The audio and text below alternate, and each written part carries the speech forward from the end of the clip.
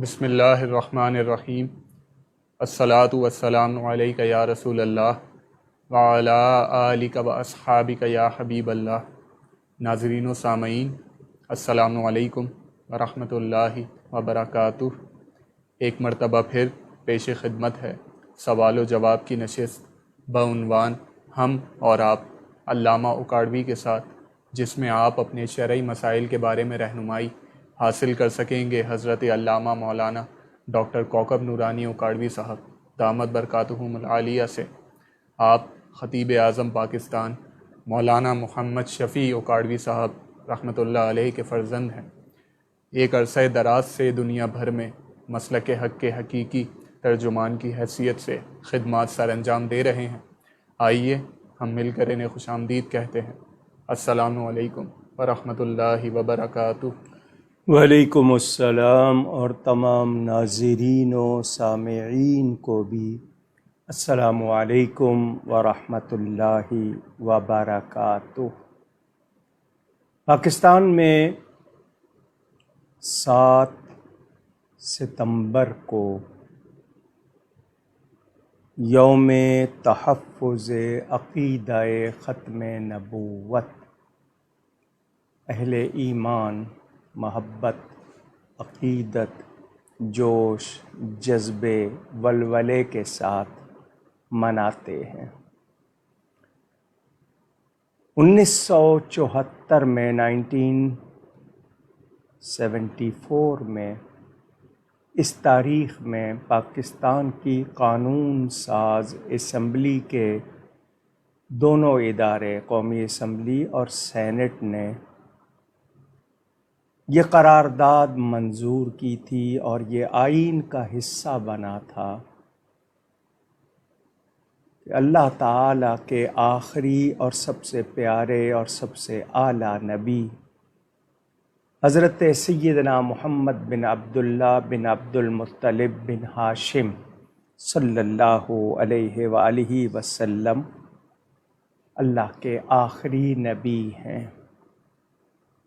تو آئین پاکستان میں بھی قرآن و سنت کے مطابق یہ قانون منظور ہو گیا، اور آئینی طور پر بھی وہ تمام لوگ جو میرے پیارے نبی پاک صلی اللہ علیہ وسلم کو آخری نبی نہیں مانتے، انہیں غیر مسلم قرار دیا گیا، یعنی وہ مسلمان نہیں ہیں۔ ان کے نام مرزائی ہوں، قادیانی ہوں، احمدی ہوں، لاہوری ہوں، دیندار انجمن والے ہوں، بہائی ہوں، جو بھی ہوں، یہ وہ لوگ ہیں جو مسلمان نہیں ہیں۔ دنیا بھر میں اس بات کی تشہیر ہو چکی، سب جان چکے۔ بہت سے ملکوں میں آئینی طور پر غیر مسلم ممالک میں اس بات کو پہنچایا گیا، انہیں بھی کہا گیا کہ یہ بات وہ بھی آئین کا حصہ بنائیں۔ یہ دن اس قرارداد کی یاد میں منایا جاتا ہے، مگر مقصد صرف دن منانا نہیں، اپنے عقیدے کے اظہار کو برملا دہرانا۔ اب اس کے لیے ہمیں بہت سے کام کرنے ہیں، کیونکہ جب سے یہ آئین کا حصہ بنا تو وہ لوگ جو منکرین ختم نبوت ہیں، انہوں نے طرح طرح کی سازشیں، ریشہ دوانیاں اور شرارتیں شروع کر رکھی ہیں۔ ہمارے حکومتی اداروں میں وہ لوگ گھس رہے ہیں، ان کو عہدے ڈیزگنیشنز مل رہی ہیں۔ لازمی بات ہے، ہم اگر خاموش رہیں گے تو مجرم ہو جائیں گے۔ جب یہ چیز آئین پاکستان کا بھی حصہ بن گئی تو اب حکمرانوں کو، ذمہ داروں کو بھی اس کا پاس کرنا ہے اور اس کے مطابق کردار ادا کرنا ہے۔ اگر وہ اس حوالے سے چشم پوشی کریں گے یا نظر انداز کریں گے تو یہ ان کو فائدہ نہیں دے گی یہ بات، بلکہ اس کے نقصانات ہوں گے ایمانی طور پر، معاشی اور معاشرتی طور پر، اخلاقی طور پر، قانونی طور پر۔ تو ہم سب مسلمانوں کو جاگتے رہنا ہے اور ہر اس مرحلے پر اپنے آپ کو سیسا پلائی دیوار بنانا ہے، ہر ایسی سازش کا جس میں ہمارے نبی پاک صلی اللہ علیہ وسلم کی عزت و ناموس، ان کی ختم نبوت یا ان کی شان کے حوالے سے کوئی بھی سازش ہو رہی ہو، ہمیں اس کا مقابلہ کرنا ہوگا اور اس کو ختم کرنا ہوگا۔ یہ ایمانی ذمہ داری ہے، ہم تخریب کار نہیں ہیں، ہم توڑ پھوڑ جلاؤ گھیراؤ والے نہیں ہیں، ہم گولی اور گالی کی زبان استعمال کرنے والے نہیں ہیں، ہم پرامن رہ کر اپنے ملک میں اپنے ایمان کی حفاظت، اپنے عقائد کے تحفظ کا اظہار کرنے کا حق رکھتے ہیں، اور وہ حق ہم نے ادا کرنا ہے۔ اہل سنت و جماعت کو فخر ہونا چاہیے کہ یہ ان کی کاوشیں تھیں جو رنگ لائیں۔ دوسرے اپنے نام لگانا چاہتے ہیں جبکہ ان کا اس میں کوئی حصہ نہیں۔ آج بھی وہ اس نام سے آرگنائزیشنز بنا کر، تنظیمات بنا کر کریڈٹ لینا چاہتے ہیں، اپنے نام کو نمایاں کرنا چاہتے ہیں، جبکہ ان کی اپنی کتابوں میں اس کے خلاف تحریریں موجود ہیں۔ میرے والد صاحب قبلہ رحمۃ اللہ علیہ نے ختم نبوت کی پہلی تحریک پاکستان کے بعد شروع ہوئی تھی، بڑی قربانیاں دیں۔ میرے 2 بھائی ایک ہفتے میں انتقال کر گئے تھے، والد صاحب جیل میں تھے، جیلر نے، ڈپٹی کمشنر نے کہا تھا کہ معافی نامے پہ دستخط کر دیں، آپ کو رہا کر دیا جائے گا۔ تو والد صاحب نے فرمایا بچے چلے گئے، میری جان بھی چلی جائے گی تو اس عقیدے سے پیچھے نہیں ہٹوں گا، اس میں معافی کا کیا سوال، یہ میرے ایمان کا مسئلہ ہے۔ اللہ تعالی ان کی اس عظیم قربانی پر انہیں اجر عظیم عطا فرمائے، اور ہم سب کو حضور صلی اللہ علیہ وسلم کی عزت و ناموس کا، تحفظ عقیدہ ختم نبوت کا پہرے دار بنائے، کارکن بنائے۔ ہم سب کو اس میں شامل ہونا ہے اور یاد رکھنا ہے۔ 6 ستمبر یوم دفاع، ڈیفنس ڈے منایا جاتا ہے، اور شہداء کی یاد میں پاکستان کے شہداء، پاکستان کی حفاظت کے لیے شہداء افواج کے وہ نوجوان جنہوں نے قربانیاں دیں۔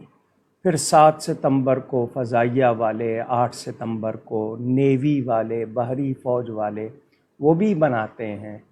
تو ہم جب اپنے ملک کے دفاع کے لیے دن مناتے ہیں تو اپنے نبی کی عزت اور ان کی ناموس اور ان کی شان اور ان کی ختم نبوت کے حوالے سے دن کیوں نہ منائیں۔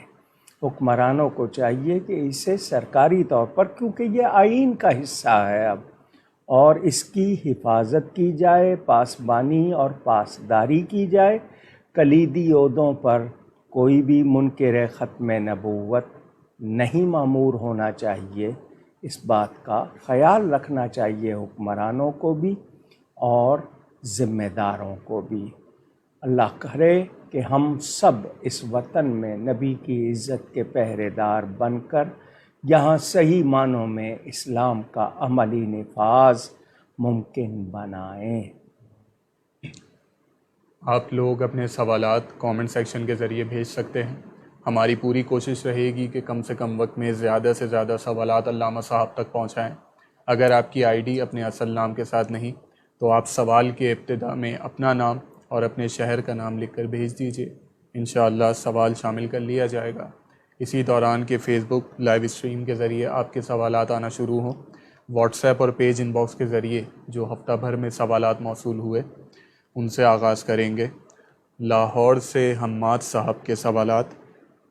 کیا صحیح العقیدہ لڑکا اسے یہ زیب دیتا ہے کہ وہ کسی بد مذہب لڑکی سے نکاح کرے جبکہ وہ یہ یقین رکھتا ہو کہ وہ اسے بدل دے گا، یعنی کہ اس کے عقائد بدل دے گا؟ بسم اللہ والحمد للہ والصلاة والسلام علی رسول اللہ۔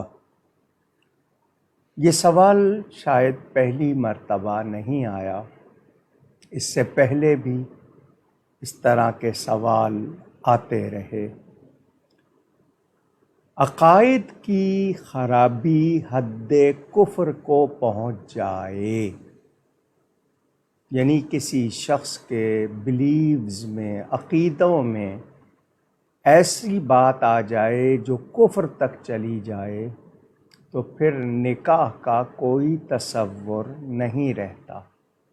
وہ اگر اس کے باوجود شادی کر لیتے ہیں وہ حرام ہوگی اور وہ ساری عمر برائی کریں گے، نکاح نہیں قائم ہوگا، کیونکہ مسلمان کا غیر مسلم سے نکاح نہیں ہوتا۔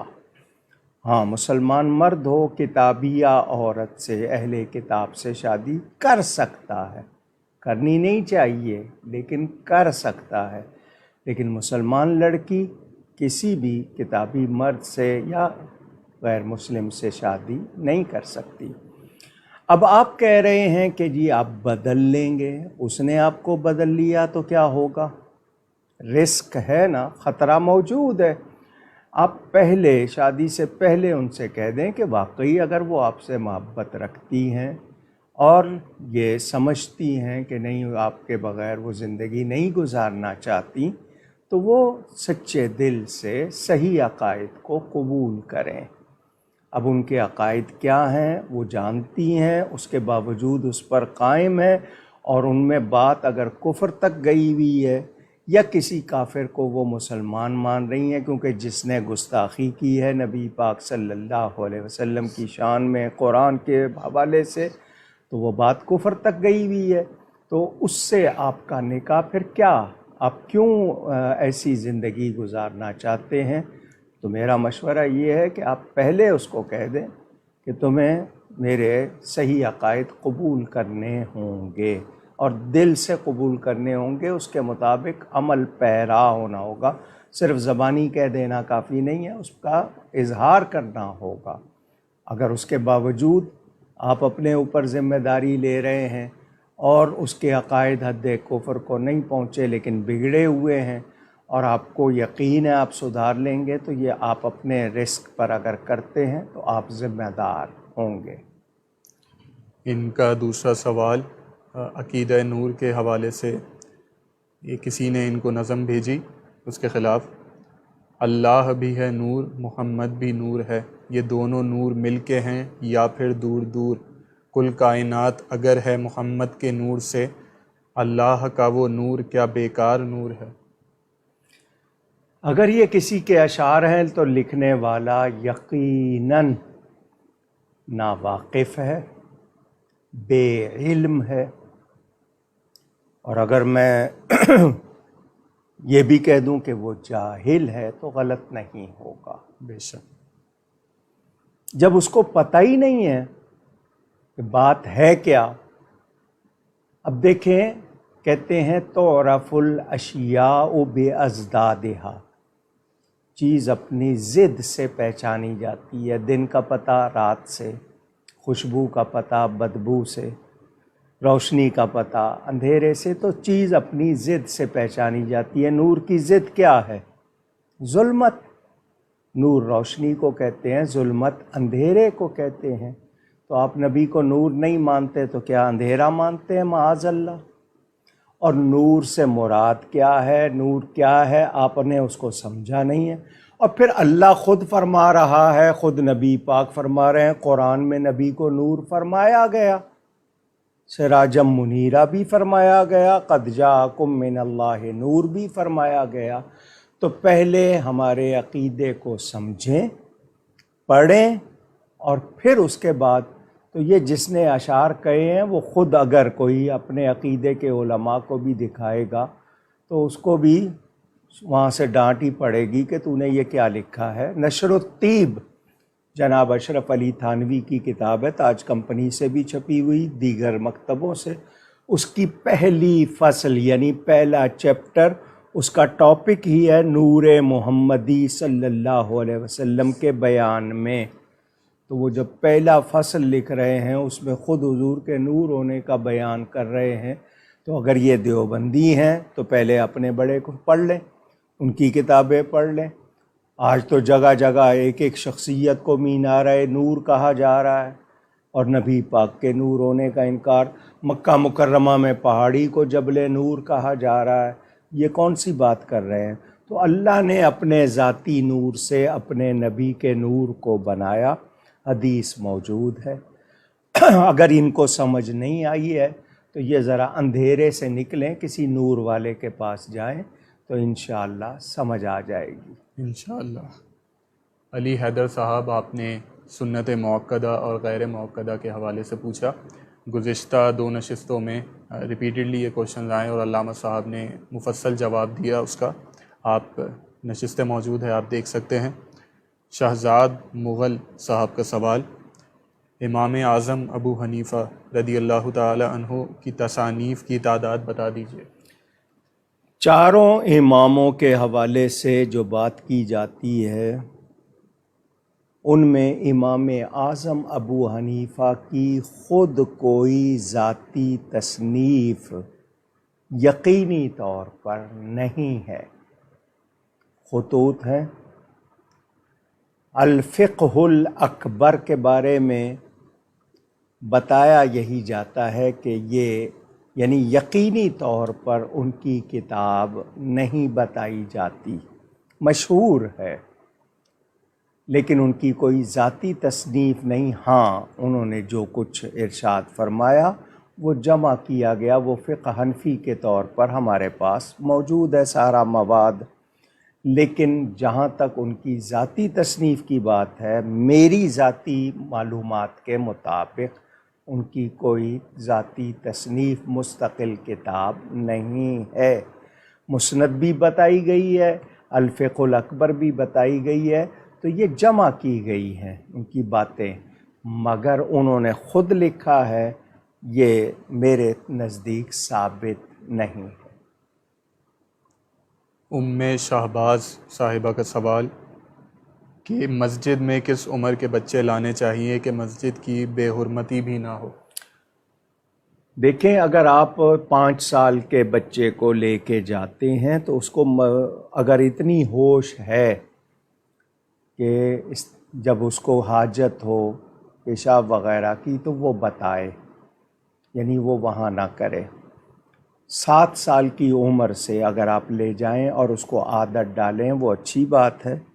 اس سے پہلے بچے کو یہ اگر اتنی سمجھ آ گئی ہے کہ پیشاب نہیں کرنا وہاں پہ یا کوئی گندگی نہیں کرنی، لے جائیں تو اس کو مسجد کے اندرونی حصے میں نہیں، بلکہ عادت ڈالنے کے لیے وہ آپ کی مرضی، ورنہ 7 برس کی عمر میں جب اتنی سمجھ آ جائے کہ واش روم جانا ہے، کہیں اور نہیں یہ کرنا، اور وہ صاف رہتا ہو اور ایسی حرکت نہ کرے جس سے مسجد کا تقدس خراب ہو۔ تربیت کی جاتی ہے کہ مسجد میں ایسے کپڑے پہن کے جاتے ہیں، سر ڈھانک کے جاتے ہیں۔ یہ آج کل ہمارے ہاں رواج بن گیا، لوگ اب ٹوپی پہننا چھوڑ دی ہے لوگوں نے۔ مجھے نہیں سمجھ آتی وہ ایسا کیوں کرتے ہیں۔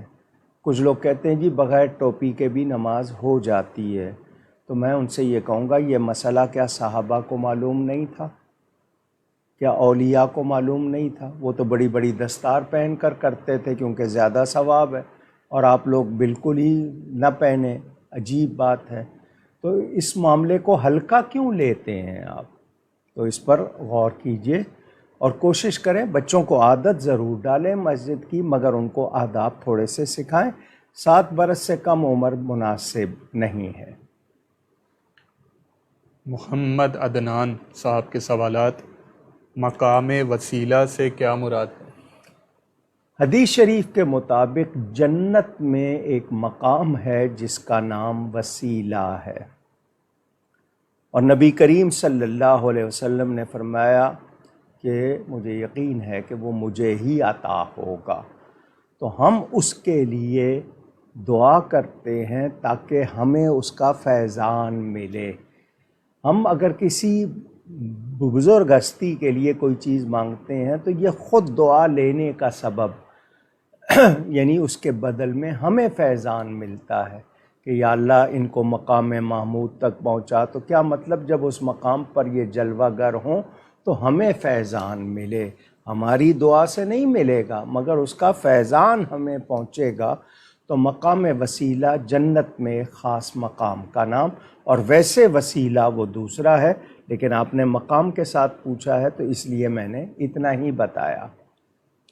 ان کا دوسرا سوال کہ محرم الحرام کی 11ویں شب کو شام غریبہ کیوں کہا جاتا ہے، اس کے پیچھے کیا نظریہ ہے ہمارا؟ ہم نہیں کہتے، ہم نے کبھی شام غریبہ نہیں کہا۔ یہ جو لوگ شام غریبہ مناتے ہیں یہ ان کا کہنا ہے۔ لفظ غریب کے معنی اجنبی ہیں، مسافر کو بھی غریب کہا جاتا ہے کیونکہ وہ بھی اس علاقے میں اجنبی ہوتا ہے۔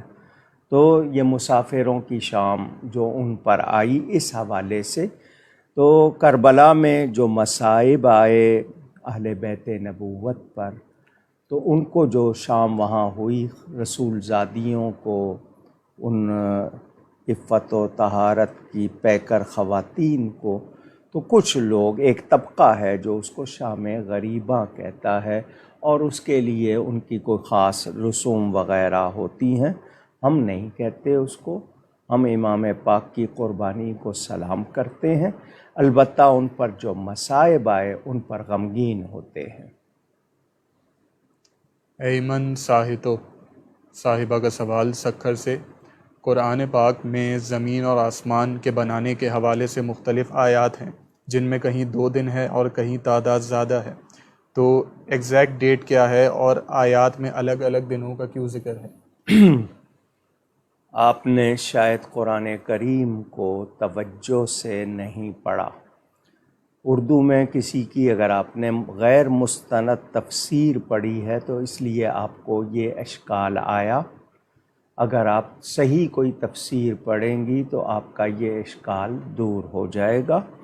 6 ایام کے الفاظ موجود ہیں، اور اگر کوئی خاص بات ہے کہیں پر تو وہ اللہ تعالیٰ کے وہ لکھے گا مفسر کہ اس سے مراد کیا ہے، اس میں اللہ تعالیٰ کی قدرت کا ہی بیان ہے۔ اب ہم لوگ قرآن کے ہر ایک لفظ پر ایمان رکھتے ہیں۔ قرآن میں 3 قسم کی آیات ہیں، مقطعات ہیں، متشابہات ہیں، محکمات ہیں۔ تو ہم نے عمل کرنا ہے محکمات پر، متشابہات کو بھی مانیں گے، مقطعات کو بھی مانیں گے، ان پر عمل نہیں، کیونکہ ان کا ظاہر و باطن، ان کی اس میں کیا اصل ہے وہ اللہ ہی بہتر جانتا ہے، یا اللہ نے جس پر نازل کیا ہے اس کا حبیب جانتا ہے۔ تو آپ جب بھی قرآن پڑھیں، اگر کہیں ایسا آپ کو متشابہ لگے یا آپ کو کوئی ایسی بات لگے تو ضروری ہے کہ آپ بتائیں کہ آپ کس کو پڑھ رہے ہیں۔ صرف ترجمہ پڑھنے سے اگر قرآن کا مسئلہ حل ہو جاتا تو پھر نبی پاک صلی اللہ علیہ وسلم تشریف نہ لاتے، اللہ صرف کتاب بھیجتا۔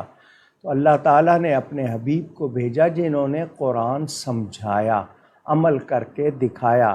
حضرت عمر جیسی شخصیت نے 12 برس میں حضور سے سورہ بقرہ پڑھی ہے، صرف ایک سورت، اور ہم چاہتے ہیں کہ چند لائنوں کا ترجمہ یا معمولی اس کا حاشیہ پڑھ کے ہم پورا قرآن سمجھ لیں، تو یہ ایسا نہیں ہے۔ تاہم آپ کو جو شبہ ہوا وہ اس لیے کہ آپ نے کسی ایسے کو پڑھا ہے جس نے وضاحت نہیں کی ہے۔ تو اللہ تعالیٰ نے جہاں وہ بیان کیا وہاں اس کی کوئی خاص بات ہوگی، ورنہ جہاں واضح بیان ہے وہ ہمارے سامنے ہے، ہمیں اس پہ ایمان رکھنا ہے اور احکام پر عمل کرنا ہے۔ یہ تفصیل ہمارے سمجھنے کے لیے، غور کرنے کے لیے ہے۔ اگر آپ دھیان دیں، پہلے آپ یہ بتائیں کہ آپ نے کہاں پڑھا اور آیتوں کی ذرا وضاحت کریں، تو پھر میں آپ کے سامنے مفصل جواب پیش کروں گا۔ لاہور سے حمزہ صاحب کا سوال، جو لبیک یا رسول اللہ صلی اللہ علیہ وسلم کہنے کو معاذ اللہ شرک کہے، ایسے شخص کو کیا جواب دینا چاہیے؟ پہلی بات تو یہ ہے کہ وہ لفظ شرک کی تعریف کرے، اسے کہیں کہ تو شرک کی تعریف لکھ، اور پھر اس پر دلیل بتا کہ تو اس کو کیسے شرک کہہ رہا ہے۔ تو جب وہ لکھ دے اس کے مطابق پھر اس کو جواب دیا جائے گا۔ اسے کہیں شرک کی تعریف لکھ اور اس پر دلیل پیش کر کے تو اس کو جو شرک کہہ رہا ہے اپنے خیال سے تو کہہ نہیں سکتا، تجھے دلیل پیش کرنی ہوگی، وہ دلیل لکھے، اس کے بعد پھر جواب دیں گے۔ وہ دیوبندی ہے تو دیوبندیوں کی کتاب سے دیں گے، وہابی ہے تو وہابیوں کی کتاب سے دیں گے۔ تو اس نے شاید پڑھا نہیں ہے، شاید ایسے ہی اس کو شرک کہنے کا ہو گیا، اور یہ اس کو سن لینا چاہیے کہ بخاری شریف میں یہ حدیث ایک مرتبہ نہیں، کیونکہ بخاری میں کوئی حدیث 7 مرتبہ ہے، تو تکرار کے ساتھ یہ حدیث آئی ہے۔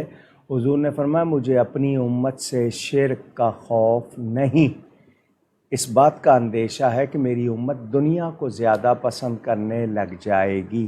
تو جب نبی کو شرک کا خوف نہیں تو آج وہ لوگ جو بات بات پر شرک کرتے ہیں یہ جانتے ہی نہیں ہیں کہ شرک کیا ہے۔ واضح رہے اللہ کے سوا کسی کو ذاتی طور پر، مستقل طور پر مستعان ماننا، مددگار ماننا، ذاتی اور مستقل طور پر، یعنی وہ خود سے مدد کرنے والا، یا معبود سمجھنا اللہ کے سوا کسی کو اور پھر اس کو پکارنا، وہ یقیناً شرک ہے۔ لیکن اللہ تعالیٰ کو ہم معبود مانتے ہیں، اللہ کے پیاروں کو معبود نہیں مانتے بلکہ محبوب مانتے ہیں، پیارا مانتے ہیں، ان کو اللہ کی مدد کا مظہر مانتے ہیں۔ ہمیں بھی کہا گیا ایک دوسرے کی مدد کرو، تو نبی پاک صلی اللہ علیہ وسلم کو پکارنا یہ صحابہ کا طریقہ تھا۔ البدایہ والنہایہ پڑھیے، جب مسیلمہ کذاب سے لڑنے گئے تو صحابہ کا نعرہ ہی کیا تھا اس دن؟ ان کا شعار تھا یا رسول اللہ، کیونکہ دونوں طرف اللہ اکبر کے نعرے لگ رہے تھے، تو فرق کیسے ہو کہ کون سچے ہیں؟ تو صحابہ کا شعار اس دن یا محمدہ یا رسول اللہ کا نعرہ تھا۔ الادب المفرد میں امام بخاری نے لکھا، پاؤنس ہو گیا ایک صحابی کا، سن ہو گیا جس کو نم ہونا کہتے ہیں، تو دوسروں نے کہا اس کو پکار جس کو سب سے زیادہ پیارا رکھتا ہے، تو انہوں نے نبی پاک کو پکارا، اسی وقت وہ ٹھیک ہو گیا۔ میرے والد صاحب کی کتاب راہ حق اردو میں موجود ہے، انگلش میں آ رہی ہے، اس میں یہ یا ندا سے پکارنا اس کا پورا بیان موجود ہے۔ تو اللہ کے پیاروں کو اللہ کا پیارا سمجھ کر پکارنا ہرگز غلط نہیں۔ ممبئی انڈیا سے فقیر قادری صاحب کا سوال، بارش میں سڑکوں پر پانی بھر جاتا ہے اور اکثر گٹر کا پانی بھی اوور فلو ہو کر بہنے لگتا ہے، اور اکثر اس گندے پانی کے قطرے نماز کے لیے جاتے وقت بدن پر لگ جاتے ہیں، اب ان کا کیا حکم ہوگا؟ جی مسجد میں جا کر اگر زیادہ ہیں تو ان کو دھوئیں۔ آپ کے ہاں ایک کوائن ہوتا تھا جس کو شاید پہلے ایک زمانے میں وہ 5 پیسے کا کوائن ہوتا تھا، اب شاید 54 کہتے ہیں، سب سے چھوٹا کوائن جو ہوتا ہے سکہ، اتنی مقدار ہے اور اس کا بہت زیادہ اثر نہیں ہے، تو اس حد تک تو چلتا ہے۔ اس سے زیادہ ہے ملایا جائے، زیادہ ہو جائے تو اس کو دھونا ضروری ہوگا، اس سے زیادہ مقدار، اور اگر آپ کے پاس کوئی سبیل نہ ہو، وہی کپڑا ہو، پانی بھی نہ ہو، آپ جنگل میں ہوں، حکم اور ہوگا۔ لیکن آپ مسجد جا رہے ہیں، ہر مسجد میں صفائی کا انتظام موجود ہے، نل لگے ہوئے ہیں وضو کے، آپ اتنا حصہ اگر اس پہ پانی بہا لیں تو بہت اچھا ہے، لیکن بہت معمولی مقدار میں اگر چھینٹے ہیں تو وہ شمار نہیں ہوں گے، لیکن زیادہ ہیں تو دھونا ضروری ہے۔ ان کا دوسرا سوال کہ تشہد کے وقت انگلی کو مسلسل حرکت دینے کی کیا شرعی حیثیت ہے؟ جی شرعی نہیں ہے، صرف یہ کہ آپ تینوں انگلیاں بند کر کے حلقہ بنائیں اور یوں انگلی کھڑی کریں، اور جس کلمے پہ اس کو برابر کرنا ہے کر دیں، باقی جو لوگ حرکت دیتے ہیں وہ درست نہیں۔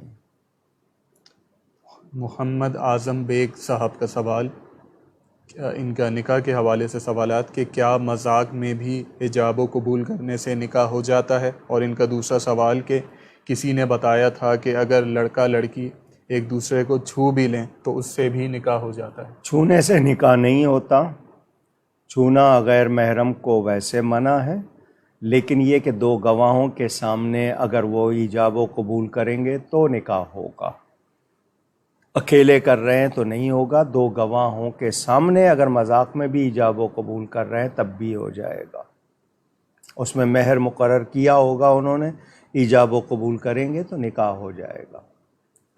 عائشہ صاحبہ کا سوال، کسی انسان سے اگر بار بار ایک ہی گناہ سرزد ہو جائے، مثلا نماز قضا ہو جائے اور پھر توبہ بھی کرے، مگر پھر دل شکستہ ہو کہ یہ مجھ سے بار بار گناہ ہو رہا ہے اور شرم بھی آ رہی ہو، تو اب اسے کیا کرنا چاہیے؟ اپنے اوپر کوئی جرمانہ لگا لیں کہ مجھ سے اگر آئندہ یہ ہوا تو میں اتنی رقم صدقہ کروں گا، یا فلاں کوئی جو بھی جرم کا آپ اپنے اوپر سزا مقرر کر لیں تو اس سے آپ کو پھر خود ہی احساس ہوگا، جب پیسے نکلیں گے نا تو آپ بچیں گے۔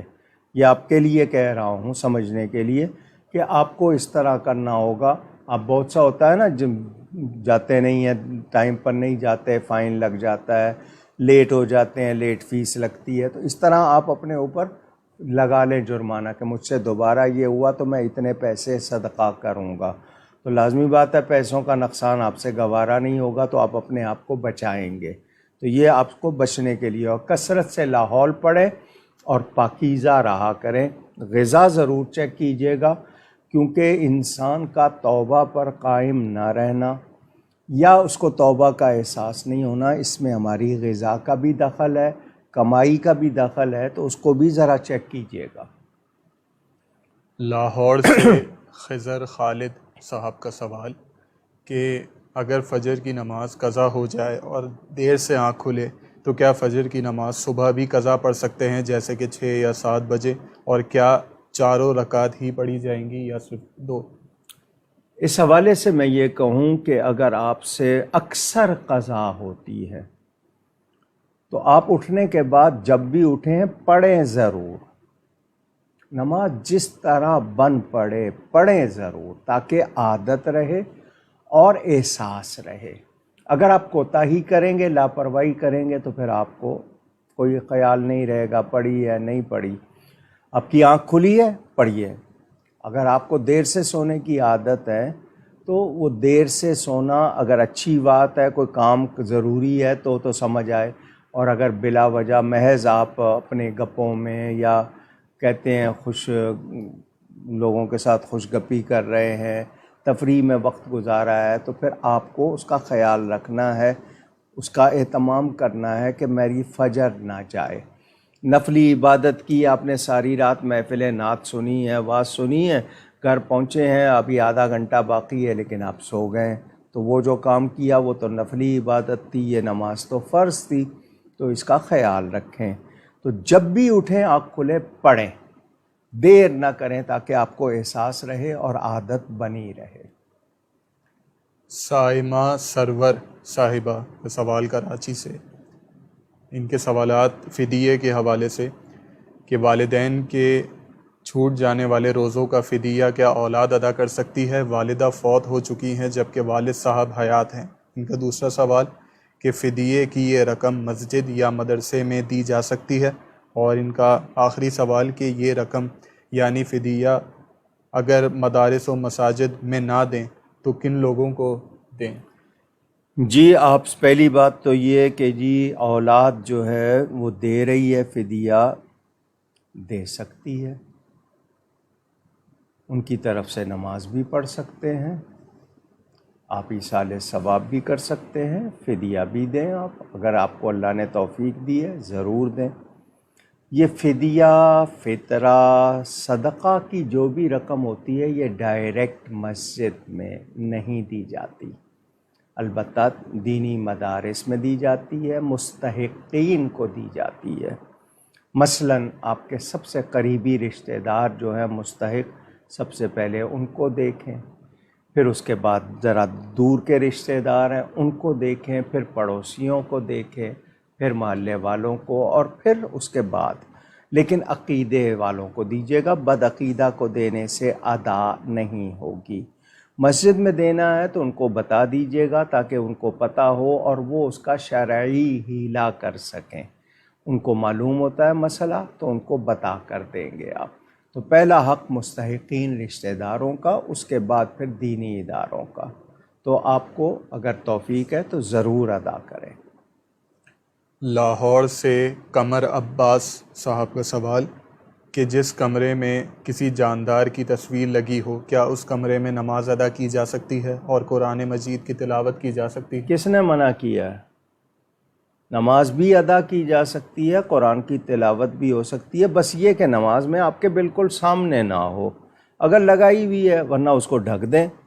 اول تو اس طرح آویزہ نہ کریں. اگر کی ہوئی ہے تو اس سے کوئی نماز آپ کی ہو جائے گی. صرف رحمت کے فرشتے اس جگہ نہیں آتے جہاں کسی جاندار کی تصویر لگی ہو، نماز ہو جائے گی. بلکہ آئینہ سامنے رکھا ہوا ہے تو آپ اس کو نہیں دیکھیں، کیونکہ آپ کو حکم کہاں دیکھنے کا ہے؟ سجدے کی جگہ. تو آپ کو نظر اس پہ ڈالیں گے تو وہ آپ کا غلط ہے. اور پھر وہ اس میں جو ہوتی ہے وہ پرچھائی ہوتی ہے، وہ تصویر نہیں ہوتی ہے.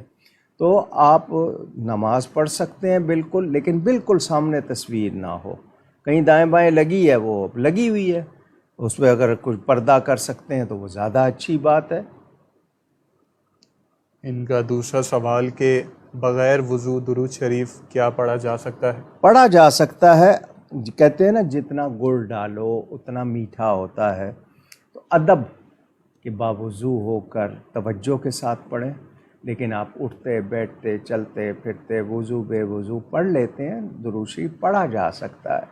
لیکن ادب اور محبت کا تقاضا ہے کہ اہتمام کر کے پڑھیں کہ ہم درود شریف پڑھ رہے ہیں، میرے آقا سن رہے ہیں.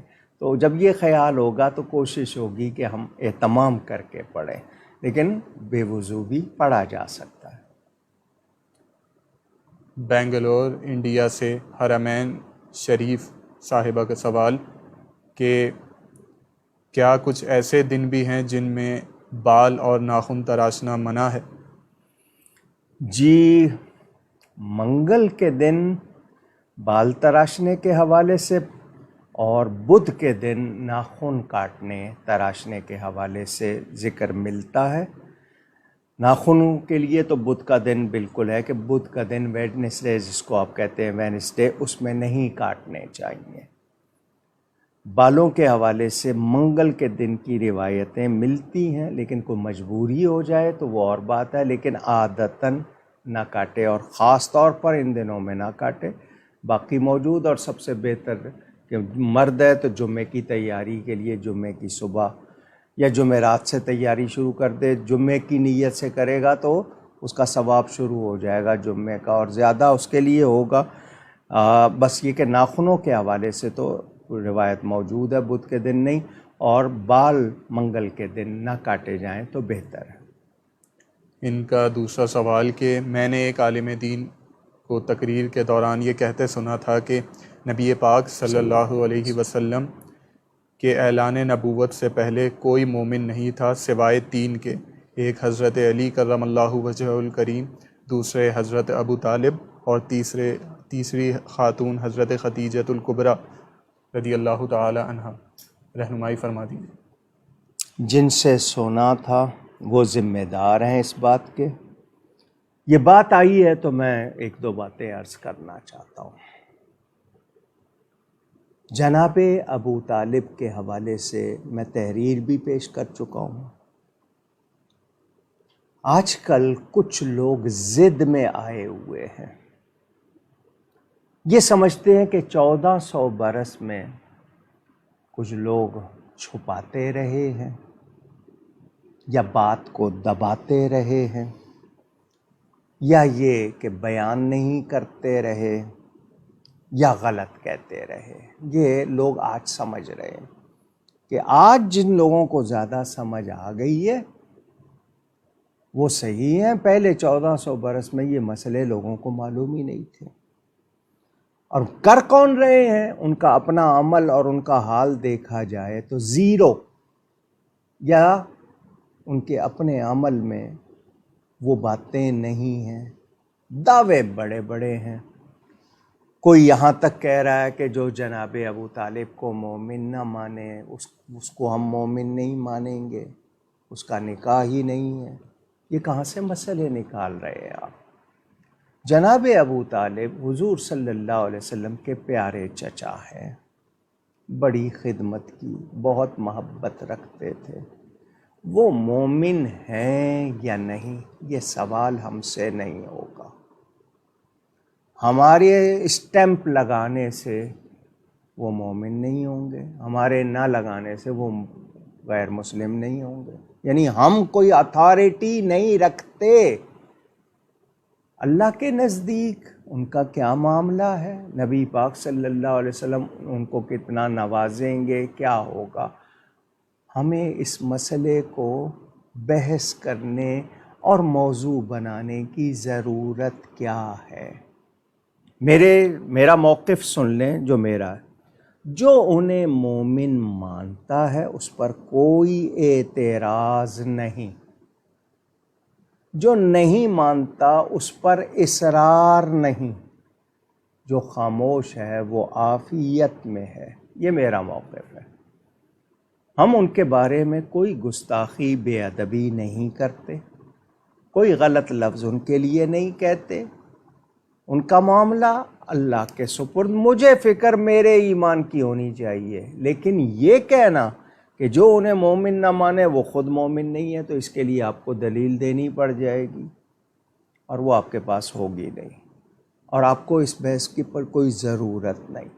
ہمارے اسٹیج آج کل اکھاڑے بن گئے، کہیں حضرت امیر معاویہ ان کے بارے میں، کہیں جناب ابو طالب کے ایمان کے بارے میں، اور کہیں اہل بیت نبوت کے بارے میں ایسی باتیں ہو رہی ہیں، ایسے مبالغے ہو رہے ہیں، مغالطے ہو رہے ہیں۔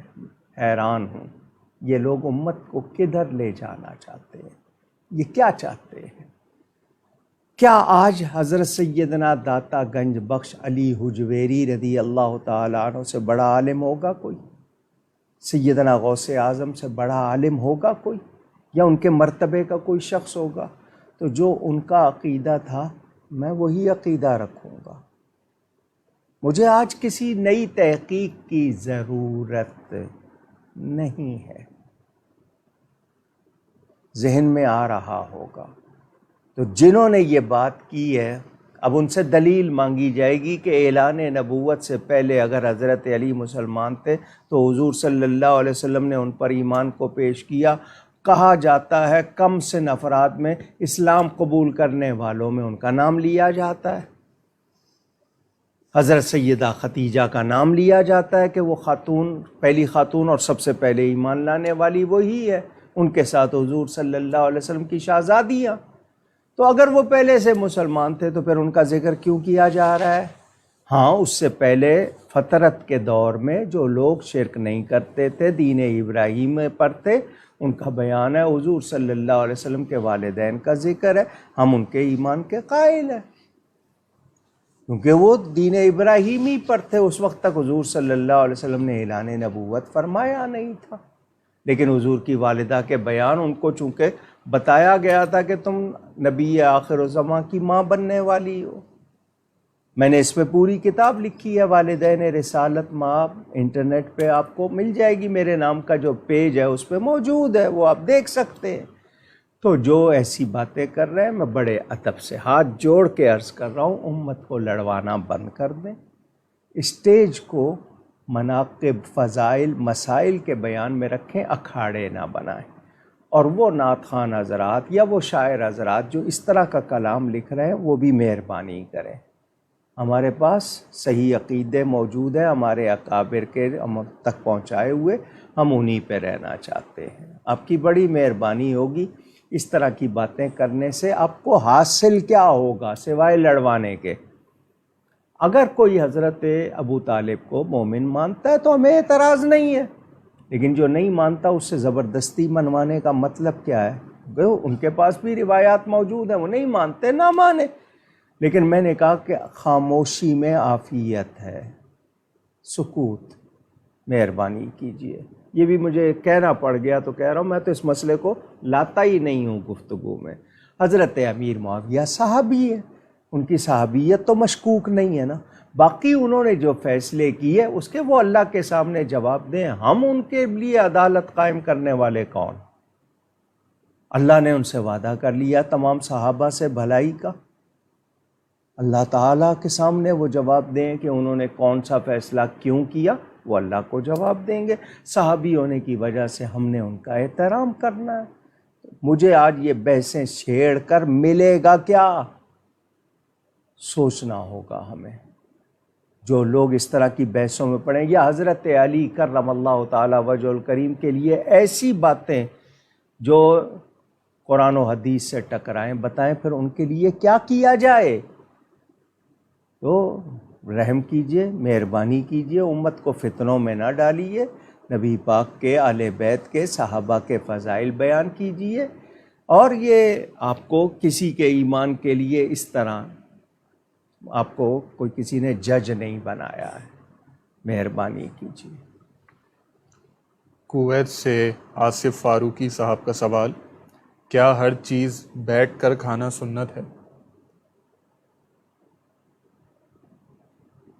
جی، ہر چیز سے مراد کھانا کھانا، پانی پینا.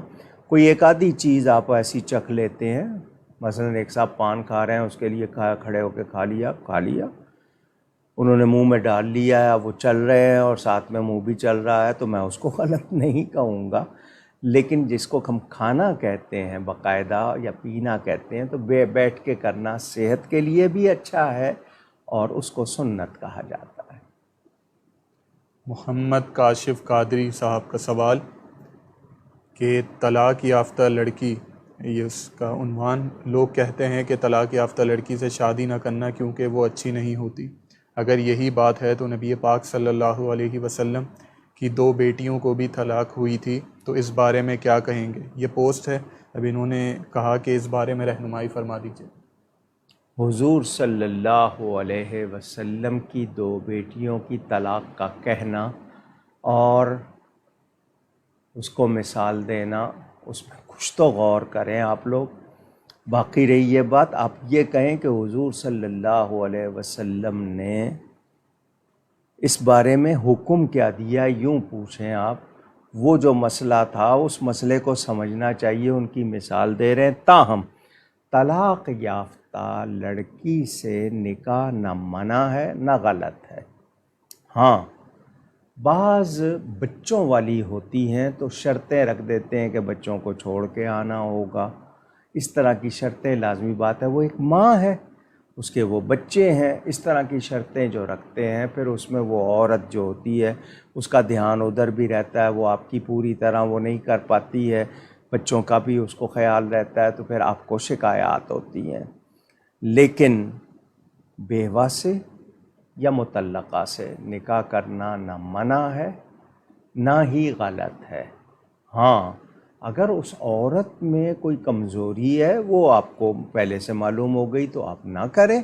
لیکن صرف طلاق کی وجہ سے نکاح سے منع کرنا یہ درست نہیں. اور ہمارے ہاں ہوتی ہیں، اکثر ہو رہی ہیں، یہاں پاکستان میں بھی ہو رہی ہیں، دوسری جگہوں پہ بھی ہوتی ہوں گی. یہ شاید کسی خاص علاقے میں یا کسی خاص برادری میں اگر کوئی مسئلہ ہے تو وہ بھی شرعی طور پر سن لیں کہ اس سے منع نہیں ہے اور غلط بھی نہیں ہے.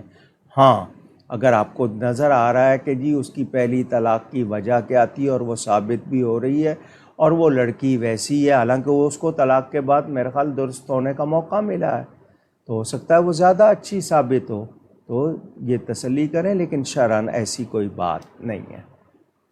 ان کا دوسرا سوال کہ ابھی کچھ دن پہلے محرم سے پہلے فیس بک پر کسی نے وہ پوسٹ اپلوڈ کی تھی جس میں وہ حدیث کا ذکر تھا کہ سیدہ عائشہ رضی اللہ تعالی عنہا نے فرمایا کہ اگر کسی کو نبی پاک صلی اللہ علیہ وسلم کے علم غیب کا یقین ہے تو وہ غلط عقیدہ رکھتا ہے. اس حوالے سے کوئی حدیث تھی تو میں نے جواباً انہیں قرآن و حدیث سے جواب دیا، لیکن مباحثے کے دوران بہت زیادہ تنازع پیدا ہو گیا اور شدت آ گئی اس تنازع میں، تو میں نے بد کلامی کا آغاز نہیں کیا، انہوں نے ہی کیا. تو اب ایسی صورت میں مجھے کیا کرنا چاہیے؟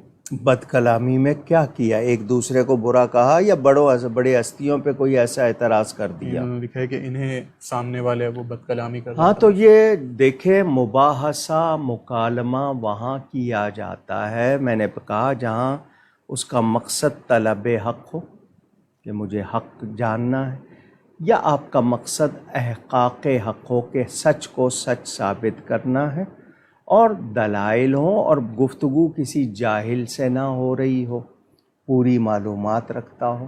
سب سے پہلے تو غیب کی تعریف پر ہی جھگڑا ہو جاتا ہے۔ ما غاب عن الحواس، جو آپ کے حواس سے پوشیدہ ہے، وہ غیب کی تعریف میں ہی نہیں آتے۔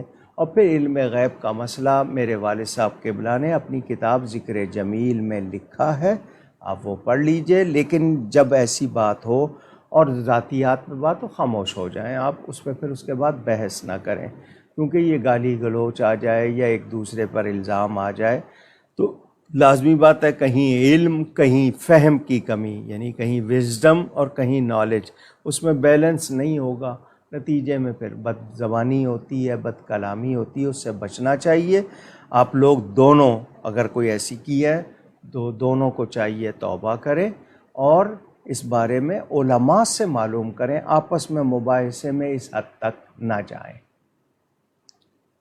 منظور صاحب کا سوال حیدرآباد سے، اگر شادی کے لیے رقم جمع کی لیکن بعد میں ارادہ یہ ہوا کہ شادی سادگی سے کر کے وہ رقم عمرے کے لیے استعمال کی جائے، تو اب میرے والدین نے بھی عمرہ نہیں کیا، تو کیا ہم میاں بیوی بغیر والدین کے عمرہ پر جا سکتے ہیں؟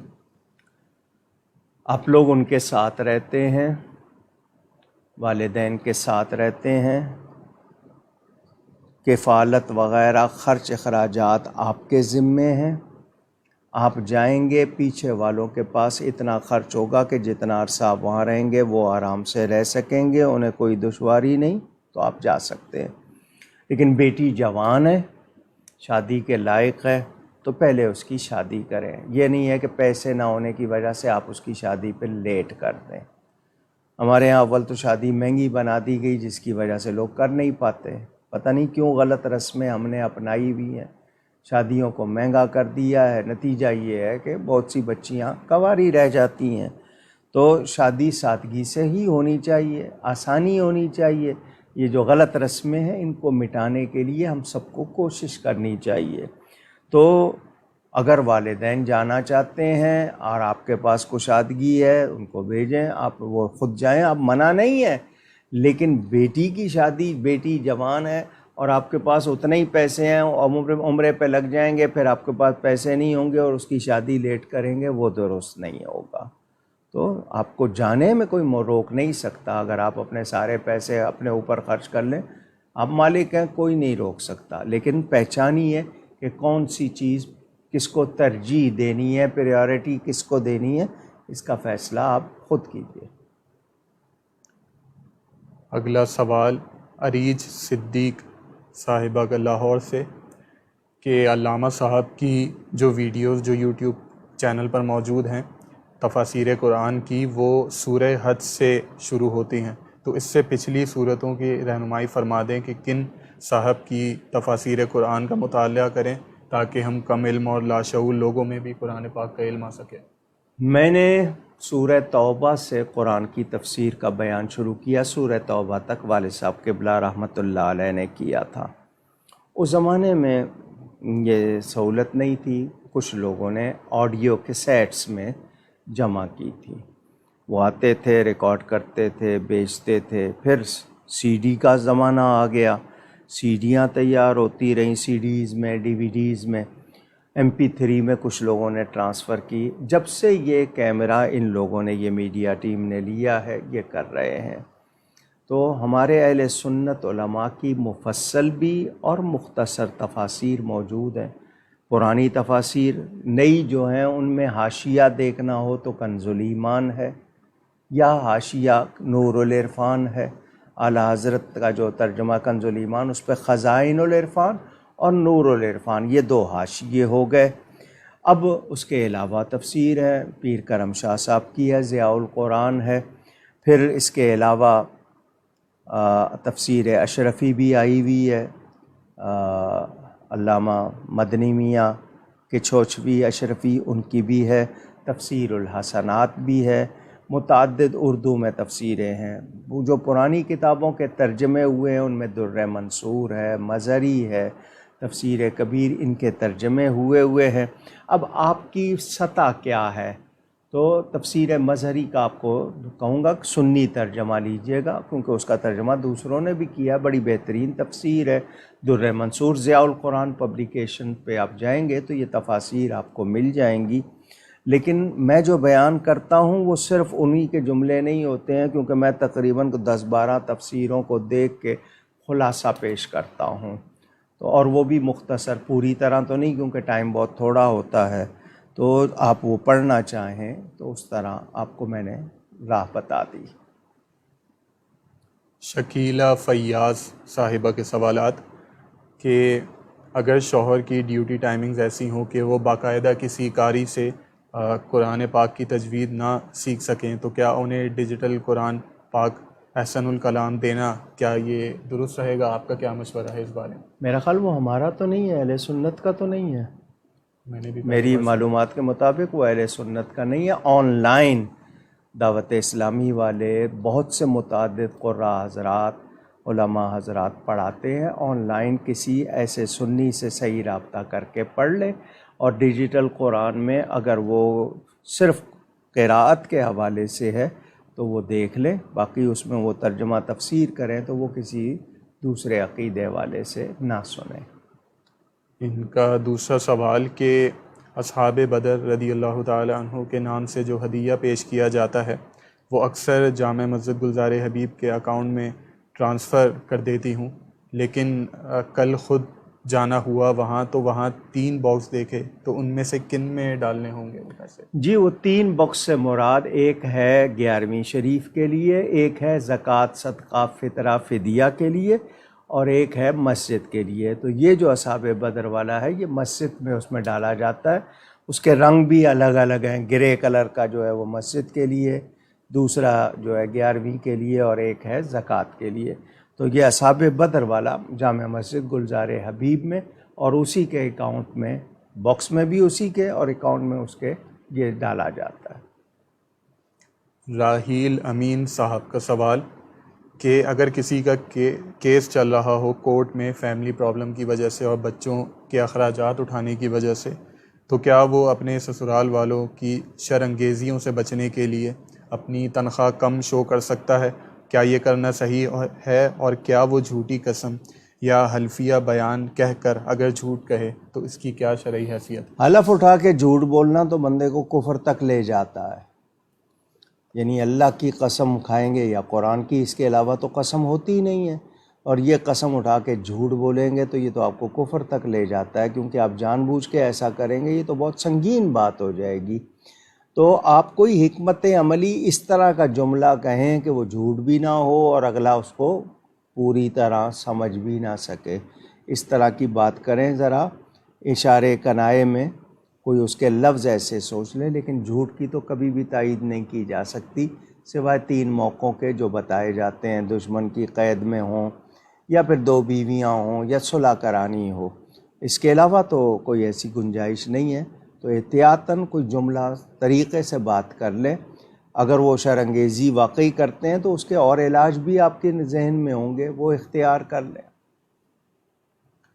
محمد آصف صاحب کا سوال کہ انشورنس کروانا کیا درست ہے یا پھر سود کے زمرے میں آئے گا؟ اس سوال کا جواب بھی ہزاروں مرتبہ دیا ہے، ٹی وی پر دیا ہے، آن لائن دیا ہے، جلسوں میں دیا ہے۔ انشورنس بیمہ اگر آپ خود کرواتے ہیں کوئی گنجائش نہیں، آپ کسی ایسے ادارے میں ہیں، وہاں کام کر رہے ہیں اور وہاں یہ وہ کی طرف سے لازمی ہو اور وہ خود کر رہے ہوں تو آپ مجبور قرار پائیں گے۔ غیر ملک میں ہیں اور وہاں ان کی پالیسی ہے کرانا ہی ہے، آپ مجبور قرار پائیں گے، کیونکہ آپ وہاں رہ رہے ہیں۔ اب آپ کا رہنا مجبوری ہے یا نہیں وہ آپ کو ذمہ دار ہیں اس کے۔ تو خود سے نہیں کرایا جائے گا، اس میں جوا بھی ہے اور اس میں سود بھی ہے، یہ دونوں باتیں اس میں ہیں۔ تو خود سے نہ کروائیں، کہیں مجبوری ہے تو جو اسے رقم ملے وہ آپ بغیر ثواب کی نیت کے کہیں خرچ کر دیں، لیکن اس سے بچیں۔ سید سعود علی صاحب کا سوال کہ میری فیملی آپ سے بیعت ہونا چاہتی ہے تو کیا طریقہ کار ہوگا، کیا صورت بنے گی؟ میں یہی عرض کروں گا کہ میں بہت نالائق، نہایت نکما، بہت گناہ گار ہوں۔ کسی اچھے شخص سے بیعت کریں جو واقعی اہل ہو، زیادہ بہتر ہوگا۔ اور اس کے باوجود نہیں، آپ کہیں گے نہیں آپ ہی سے ہونا ہے، تو آپ کی نیت اللہ مبارک کرے، شاید آپ کی وجہ سے میں بخشا جاؤں۔ تو خدا کے بیعت ہونا ہے تو میں مسجد گلزار ابھی میں مغرب سے عشاء بیٹھتا ہوں جب کراچی میں ہوں۔ ابھی میں پشاور سے آیا ہوں، وہاں 7 ستمبر کو سید اسد علی شاہ صاحب بخاری نے بلایا تھا، ادارہ تبلیغ الاسلام کے تحت یہ ختم نبوت کا جلسہ تھا۔ تو جب کراچی میں نہیں ہوتا ہوں تو نہیں بیٹھتا ہوں، ورنہ مغرب سے عشاء مسجد میں ہوتا ہوں۔ تو وہاں تشریف لے آئیں، اور اگر کہیں کسی اور شہر میں ہیں اور تو ٹیلی فون پر آپ اس میں رابطہ کر لیجئے گا۔ آپ نے نیت کر لی ہے اور پکا یقین ہے، اعتقاد ہے، تو اس میں آپ کو قبول کر لیا جائے گا۔ اللہ تعالیٰ بہتر کرے۔ یہ بیعت خط کے ذریعے بھی ہو سکتی ہے، ٹیلی فون پہ بھی ہو سکتی ہے، پیغام دے کے بھی ہو سکتی ہے۔ اصل چیز ہوتی ہے عقیدہ صحیح ہو اور عقیدت پختہ ہو، رسم نہیں ہے۔ اس کو رسم نہ سمجھیے گا، ہم لوگوں نے اس کو رسمی بنا دیا ہے اور پھر فرنچائز کھل گئی ہیں، کاروبار ہو گیا ہے، اسی لیے اب وہ روحانیت نظر نہیں آتی ہے۔ تو عقیدہ ہو صحیح اور عقیدت پختہ ہو تو پھر ضرور انشاءاللہ فائدہ ہوگا، جو بیعت کرے گا اس کو بھی اور جس کی بیعت کریں گے اس کو بھی۔ محمد عدنان صاحب کا سوال، انہوں نے ایک پوسٹ بھیجی جس میں فتاوی رضویہ کے حوالے سے حضرت مولا علی کرم اللہ وجہہ الکریم کا ایک قول کہ قرآن جب بارش ہو رہی ہو تو قرآن عظیم کی کوئی ایک آیت پلیٹ میں لکھے اور بارش کے پانی سے دھوئے اور اپنی بیوی سے اس کے مہر میں سے 1 درہم اس کی خوشی سے لے لے اور اس کا شہد خرید کر پیے کہ بے شک یہ شفا ہے۔ تو اب ان کا سوال یہ کہ ایسا کرنا ہر ایک کے لیے تو ممکن نہیں، یہ تو صرف شادی شدہ افراد کے لیے ہے، تو جو لوگ بارش کے پانی سے شفا حاصل کرنا چاہیں تو کیا طریقہ کار ہے؟ قرآن میں اللہ نے فرمایا وَأَنزَلْنَا مِنَ السَّمَاءِ مَاءً مُبَارَكًا، اللہ نے اس کو برکت والا فرمایا۔ میرا معمول ہے بارش ہوتی ہے برتن رکھواتا ہوں باہر، اس پانی کو پیتا ہوں، کئی بیماریوں کا علاج ہے، تو آپ اس کو ضرور پئیں۔ بارش کے پانی کو جمع کیا کریں، پئیں اس کو، اس میں شفا ہے کیونکہ اللہ نے اس کو برکت والا فرمایا ہے۔ تو باقی یہ عمل جو کرنا ہو وہ جانے، اس میں اگر عبارت موجود ہے اس کے مطابق، ورنہ بارش کا پانی اللہ نے جب مبارک فرمایا ہے تو جس کو اللہ برکت والا فرمائے اس میں یقیناً برکت ہے۔ بے شک۔ ان کا دوسرا سوال کہ کیا دلائل الخیرات شریف پڑھنے کے لیے بھی پہلے اجازت کی ضرورت ہے؟ اصل میں ضرورت اجازت کی نہیں ہوتی، دیکھنا یہ ہوتا ہے کہ آپ کی طبیعت کیسی ہے، کیا آپ پابندی کریں گے، کیا آپ صحیح طرح اس کو روزانہ پڑھیں گے، تو آپ کی تھوڑی سی تربیت کے لیے یا مزاج کے مطابق آپ کی اصلاح کر دی جاتی ہے۔ ورنہ دلائل الخیرات درود شریف کا مجموعہ ہے، ادب سے پابندی کے ساتھ پڑھیں۔ یہ نہیں ہے کہ کبھی پڑھ لیا کبھی نہیں پڑھا، نہیں، وہ جو اس کا ابتدا میں طریقہ ہوتا ہے نا، کچھ لوگ اس سے بھاگ جاتے ہیں، تو اگر اس کو ادب سے محبت سے پڑھیں بہت فائدہ ہوگا۔ نام ہی دلائل الخیرات، یعنی بھلائیوں کے لیے وہ دلیل ہے، تو اگر آپ کو بھلائیاں چاہیے ضرور پڑھیں، اجازت لے لیں کسی بزرگ کی تو اس میں یہ ہوتا ہے کہ اور برکت ہو جاتی ہے، فائدہ، ورنہ درود شریف کے لیے اجازت کی ضرورت نہیں ہوتی ہے۔ ہاں پتہ ہو کہ صحیح پڑھ سکتا ہے، اعراب وغیرہ صحیح جانتا ہے تو وہ اتنی ہوتی ہے، اور پھر یہ کہ اجازت لینے میں برکت ہوتی ہے۔ ان کا اگلا سوال کہ اگر حلال جانور کرنٹ لگنے سے بے ہوش ہو جائے تو کیا پھر وہ حلال رہے گا؟ بے ہوش ہوا ہے لیکن اس کے سینسز ہیں، وہ مرا تو نہیں ہے نا، اس کی زندگی کا ہے، اگر اس حالت میں اس کو ذبح کیا ہے کہ اس میں سانس تھا، زندگی تھی، تو وہ جائز رہے گا، اور اس کے بعد دوبارہ کرنٹ کی جب وہ اس کو کیفیت ختم ہوئی ہے، دوبارہ قابل ہوا ہے اس کے یا نہیں ہوا، تو اس کے اندر زندگی ہو۔ اسی طرح جو یہ باہر کے ملکوں میں وہ اس کے دماغ پہ مارتے ہیں نا وہ ایک چیز، تو وہ بے ہوش ہو جاتے ہیں 3 منٹ کے لیے، فوراً چھری پھیرتے ہیں، لیکن یہ کہ اگر موت واقع ہو گئی ہے اس کے بعد پھر وہ حلال نہیں رہے گا۔ موریشیس سے مولانا محمد فضل رسول قادری صاحب کا پیغام۔ السلام علیکم ورحمۃ اللہ وبرکاتہ۔ ہمیشہ کی طرح حضرت سے دعا کی درخواست ہے۔ سوالوں کے جوابات بہت خوبصورت انداز میں دیتے ہیں۔ اللہ تعالیٰ اپنے حبیب کریم صلی اللہ علیہ وسلم کے صدقے قبول فرمائے۔ بہت شکریہ، وعلیکم السلام۔ آپ سب لوگوں سے، جتنے بھی میرے سامعین ہیں، ناظرین ہیں، خاص طور پر علماء احباب، آپ لوگوں کی دعائیں ہی تو میرا سرمایہ ہیں، دعاؤں پہ ہی چلتا ہوں۔ اللہ تعالیٰ آپ سب کو سلامت رکھے، سب کے حق میں خیر فرمائے۔ بہت شکریہ۔ جواد جمیل صاحب کا سوال، نماز پڑھتے وقت اگر ذہن بھٹک جائے تو کیا نماز باقی رہے گی یا نہیں؟ آپ اس میں اس حد تک چلے گئے کہ آپ کو عبارت یاد نہیں، پڑھ کے آ رہے تھے، رکوع یاد نہیں، سجدے یاد نہیں، تو لازمی بات ہے ختم ہو جائے گی۔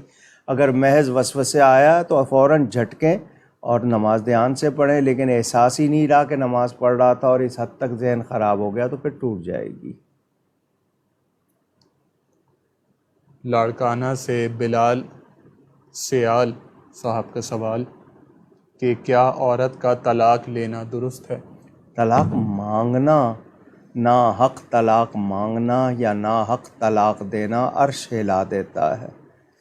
یہ جائز ہے طلاق، مگر اللہ کو پسند نہیں ہے، یعنی جو حلال چیزیں ہیں ان میں اللہ تعالیٰ کو یہ پسند نہیں ہے۔ ہمارے ہاں پہلے بہت برا سمجھا جاتا تھا طلاق کو، اب لوگ پرواہ نہیں کرتے۔ یہ ڈرامے، یہ آپ کا انٹرنیٹ، اس نے بہت ہمارے معاشرے کو بگاڑ دیا ہے، تباہی میں کہوں گا، یعنی مثبت پازیٹیو وے میں نہیں، نیگیٹو وے میں بہت زیادہ گئے ہیں ہم لوگ۔ تو طلاق مانگنا بعض صورتوں میں درست ہے کہ آپ کے اوپر وہ ظلم کر رہا ہے، آپ کے ساتھ صحیح سلوک نہیں کر رہا، سمجھانے کے باوجود نہیں کر رہا ہے، زیادتی کر رہا ہے، آپ کا خرچ وغیرہ نہیں کر رہا ہے، کوئی اس حد تک بات چلی گئی ہے، یا اہل نہیں ہے، یعنی بیوی کے لائق نہیں ہے، تو اس صورت میں تو ضرور طلاق لی جائے۔ بلکہ اہل نہیں ہے تو اس کو زبردستی عورت کو رکھنا یہ تو ظلم ہوگا، یا کوئی اس کے ساتھ زبردستی رکھوائے تو بھی ظلم ہوگا۔ تو بعض صورتوں میں درست ہے، لیکن یہ ہے کہ ناحق بلا وجہ نہ مانگنی چاہیے نہ دینی چاہیے۔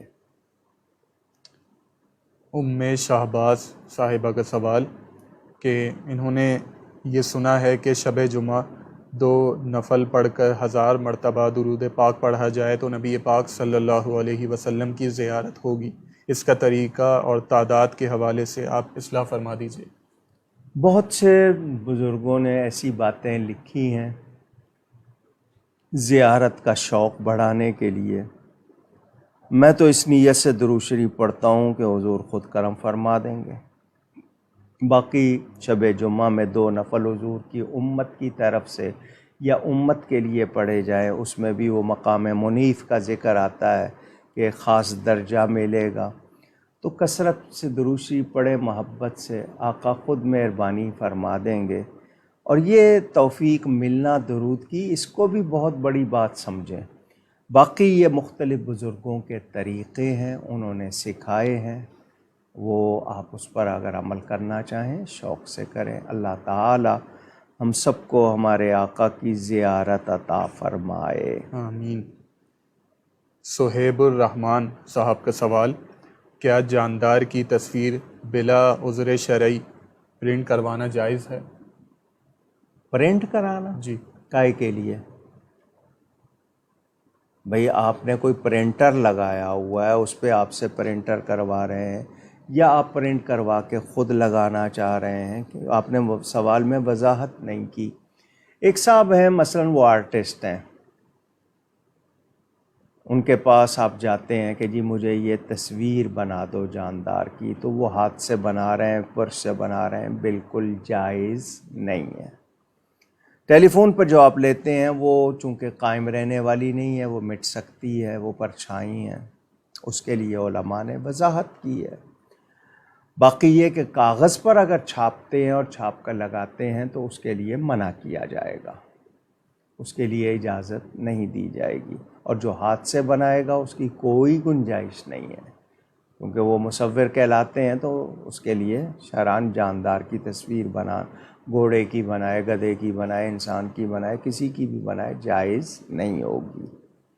تو یہ چونکہ آپ نے پوری وضاحت نہیں کی ہے، آپ پرنٹ کروا کے رکھنا چاہتے ہیں تو ہاں کہیں پردے میں رکھ لیں، البم میں رکھ لیں، کبھی کبھار دیکھ لی، وہ اور بات ہے، لیکن آپ ایزاں کرنا، آج کل تو اشتہار، ہمارے جلسوں کے اشتہاروں میں ہماری تصویریں لگاتے ہیں لوگ۔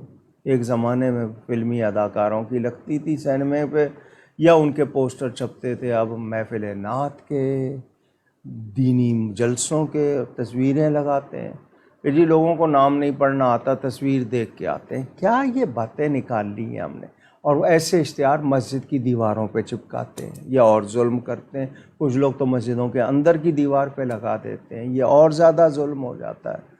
تو اس طرح بچنا چاہیے۔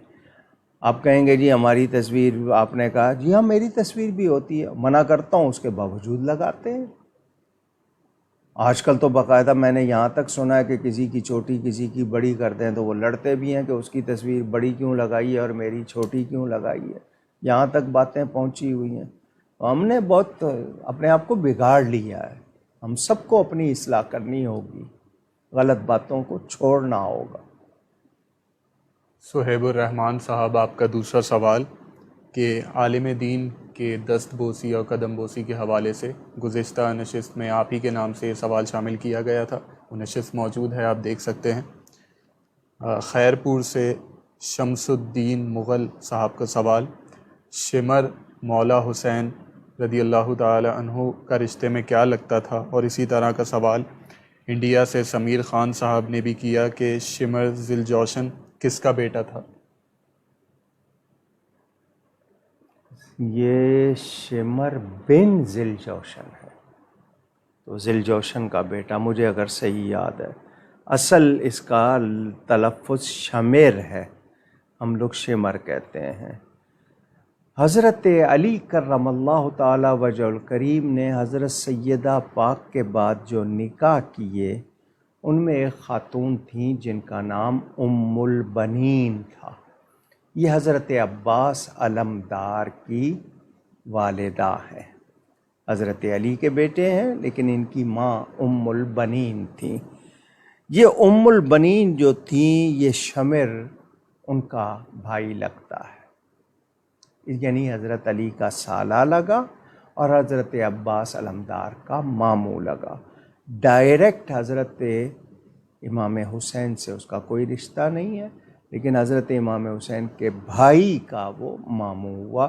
وہ بھائی جو تھے ان کی ماں اور ہے، ام البنین ہے، اور یہ بات تمام تاریخ کی کتابوں میں یہ رشتہ موجود، چنانچہ کربلا میں وہ ابن زیاد بدنہاد سے امان نامہ لکھوا کے لایا تھا کہ میرے بھانجے ہیں امام حسین کے ساتھ، ان کے لیے امان لکھ دو، تو اس نے لکھ دی تھی۔ اس نے آ کے پھر کہا کہ بھانجو تمہارے لیے امان نامہ لایا ہوں، تو حضرت عباس نے کہا تھا لعنت ہے تیری ایسی امان پر، ہمیں تیری امان نہیں چاہیے، اللہ کی امان چاہیے۔ نواسہ رسول کو امان نہ ہو اور ہمیں امان دے تو ہمیں اس کی ضرورت نہیں، یہ الفاظ بھی تاریخ کی کتابوں میں موجود ہیں۔ تو یہ رشتہ میں نے آپ کو بتایا۔ محمد اکرم صاحب کا سوال کہ امامہ شریف اور چادر کے احکامات کے حوالے سے کسی سنی صحیح العقیدہ عالم دین کی کوئی کتاب بتا دیجیے۔ کون سی چادر اور کون سا امامہ؟ امامہ کی تمام اس میں ہماری جتنی کتابیں، آپ بہار شریعت پڑھ لیں، اس میں موجود ہے۔ اس کے علاوہ نماز کی کتابوں میں جہاں پوری مفصل کتاب ہوگی اس میں بیان ہوگا۔ چادر سے مراد کون سی، یہ صافے کے طور پر جو لی جاتی ہے یا کسی اور چادر کا پوچھ رہے ہیں؟ انہوں نے صرف چادر لکھا۔ ہاں تو چادر ایسی جس کو آپ اوڑھ سکیں، بچھا سکیں، رات کو آپ اوپر لے کے سو سکیں وہ چادر. یہ گلے میں جو چادر پہننا جس کو ہمارے ہاں صافہ کہا جاتا ہے، حضور صلی اللہ علیہ وسلم وہ چادر لیا کرتے تھے، تو وہ بھی سنت ہے. اور امامہ شریف کم از کم 3 پھیرے ہو جائیں، 2 تو لازمی ہوں، 3 پھیرے اگر ہو جاتے ہیں تو وہ امامہ کا حکم میں آ جاتا ہے. 6 گز کی بھی ہوتی ہے، 12 گز کی بھی ہوتی ہے، 3 گز کی بھی ہوتی ہے، 2.25 گز کی بھی ہوتی ہے. لوگ پہن لیتے ہیں کیونکہ 2 پھیرے تیسرا وہ ہو جاتا ہے اوپر، تو امامے کے حکم میں آ جاتا ہے. باقی تفصیل فتاوی رضویہ میں بھی ہے، بہار شریعت میں بھی ہے، اگر آپ دیکھنا چاہیں وہاں دیکھ لیں. سمیر خان صاحب کا سوال انڈیا سے، گورنمنٹ جو خرید و فروخت پر ٹیکس لیتی ہے وہ ٹیکس نہ دینے والا کیا گنہگار ہوگا؟ دیکھیں، ہم لوگ کسی ملک میں رہتے ہوں، اس ملک میں رہنے پر ہم جب وہاں کے باشندے، سٹیزن، شہری ہو جاتے ہیں تو اس حکومت کے ذمے ہماری حفاظت ہوتی ہے، ہمارے لیے انتظامات ہوتے ہیں.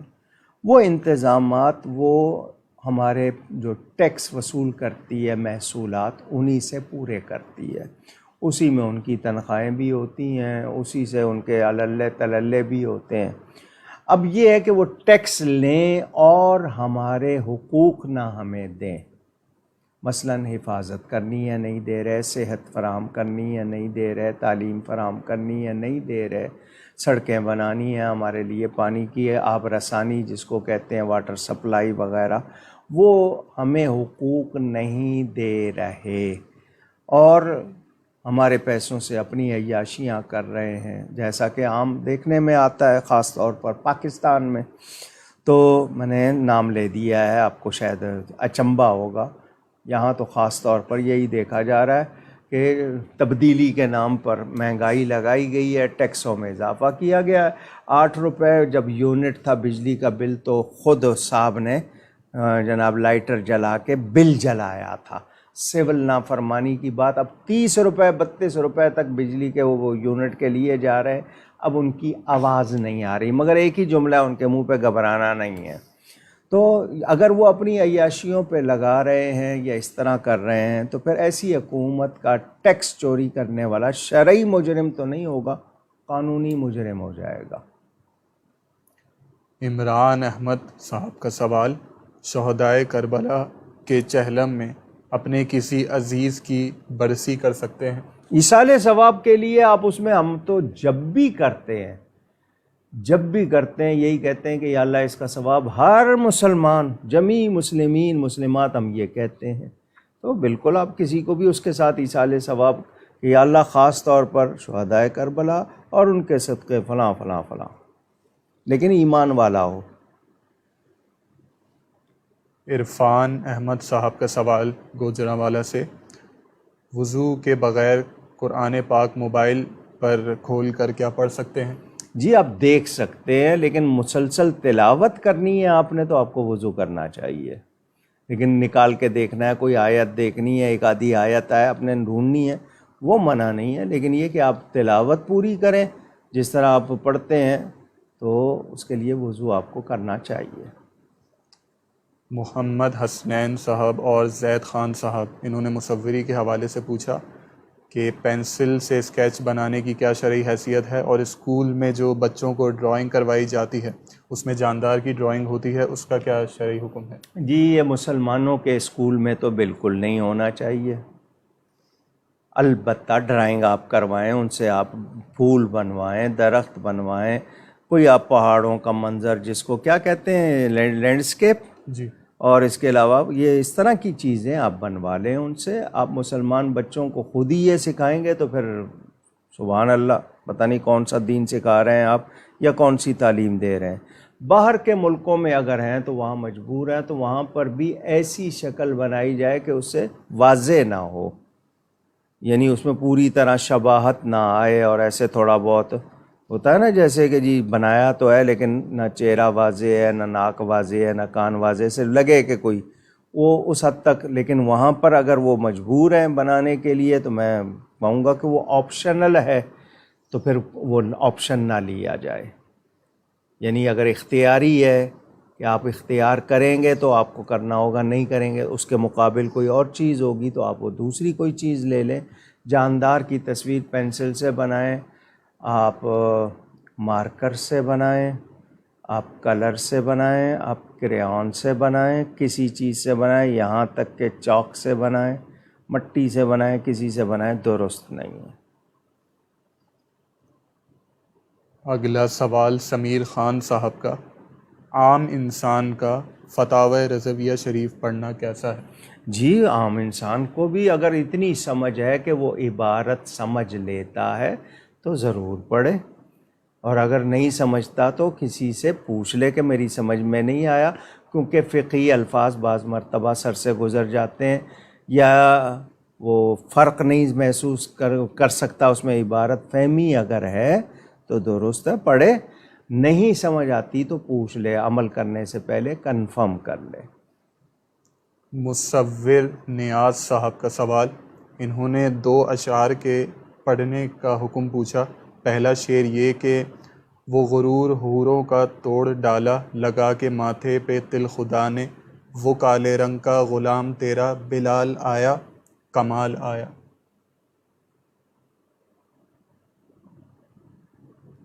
غرور توڑ ڈالا خدا نے، کالا غرور تل لگا کے۔ غرور حوروں کا توڑ ڈالا، لگا کے ماتھے پہ تل خدا نے۔ پہلی بات یہ کہ حوریں اللہ کی مخلوق ہیں، ان کے لیے غرور کا لفظ کہنا، اس کو کیا معلوم کہ وہ مغرور ہے؟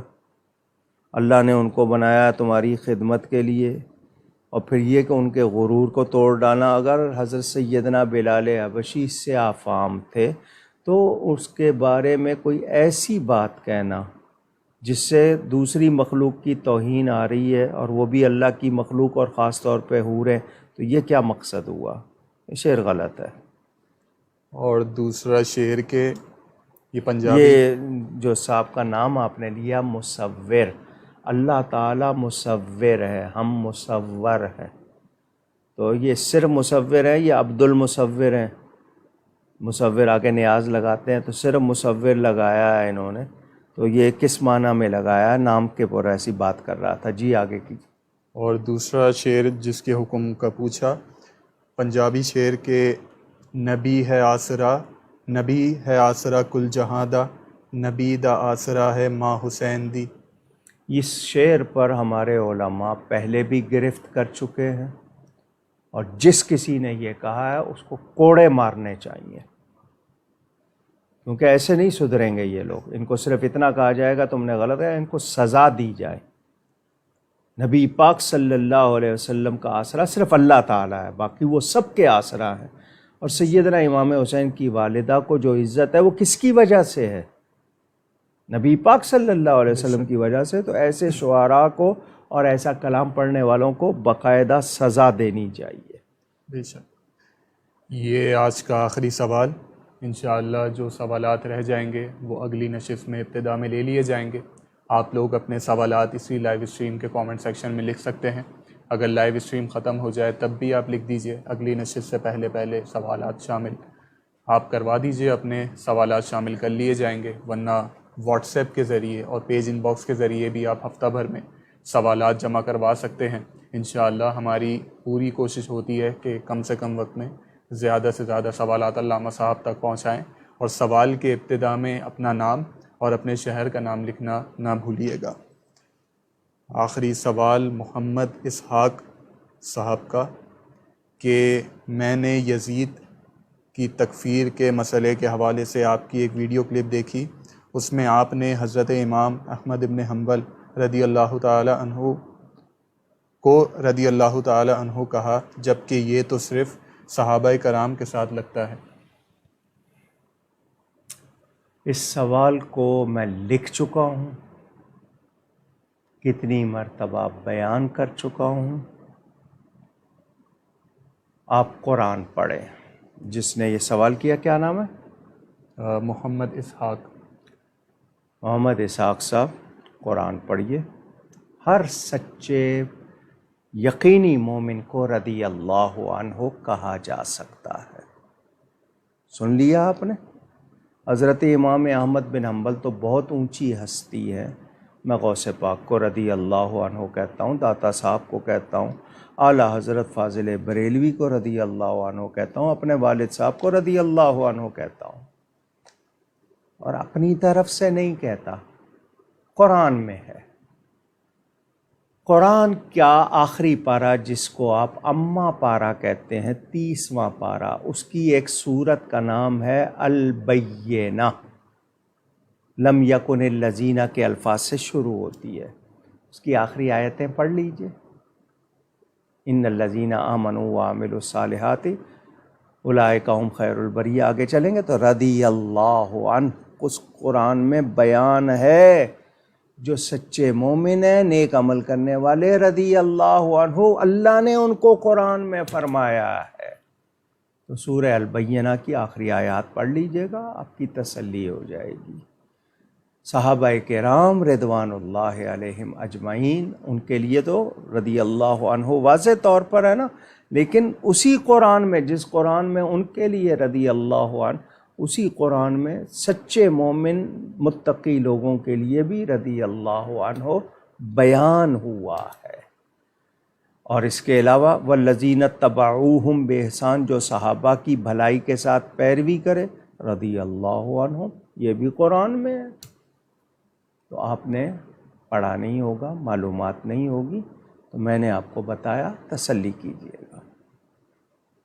ہم ان تمام افراد کا شکریہ ادا کرتے ہیں جنہوں نے اپنے سوالات ہم تک بھیجے، یا وہ جنہوں نے اپنے تعریفی کلمات سے ہمیں نوازا، جن میں اکرام شریف صاحب، دانیال صاحب، خاقان حیدر صاحب، عزیر عالم صاحب، فقیر قادری صاحب، زبیر اتاری صاحب، علی حیدر صاحب، حماد احمد صاحب، سائمہ سرور صاحبہ، عمر شیخ صاحب، محمد صوبان صاحب، مجاہد علی صاحب، خضر خالد صاحب، شہباز مومن صاحب، محمد عدنان صاحب، وسیم صاحب، محمد رفاقت صاحب، فوزیہ عبد القادر صاحبہ، ایمن ساہتو صاحبہ، عرفان احمد صاحب، فاروق اجمیری صاحب، راشد قادری صاحب، طیب مرتضیٰ صاحب، محمد ریحان صاحب، صہیب الرحمان صاحب، شاہد محمود صاحب، مفتی عبدالعزیز صاحب، حرمین شریف صاحبہ، آصف فاروقی صاحب،